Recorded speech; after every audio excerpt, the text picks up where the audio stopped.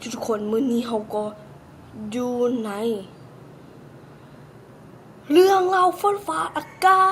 ศนั่นเองมื้อนี้เขาชื่อว่าหนังวาสนาเดี๋ยวเขาจะไปเบิ่งรายงานกันเลย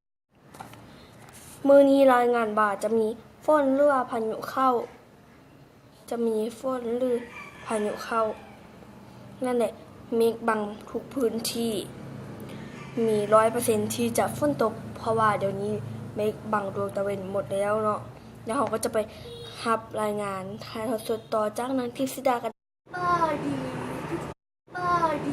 ที่ฟังที่เขาเนาะ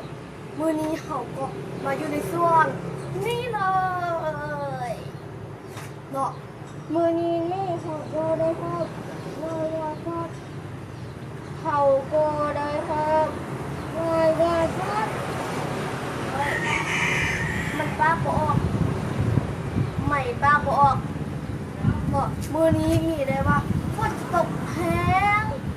ขึ้นนั่นเองบนในเจ้าสภาพอากาศที่ของเราเล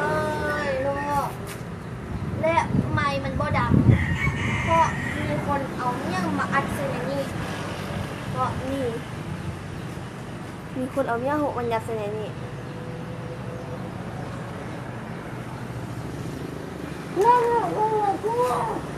นั่นแหละที่เขาคิดก็มือนี้นี่มีเมฆบางดวงอาทิตย์หมดทุกส่วนมี 100% ที่จะเกิดให้ฝนตกได้เนาะแล้วก็ฟ้าลมก็กำลังจะมาแล้วบนฟ้ามืดครึ้มเลยเนาะก็จบรายงานตรงนี้คือการเตือนภัยว่ามื้อนี้บางทีจะมีฝนมักเห็บตกแข็งนั่นเอ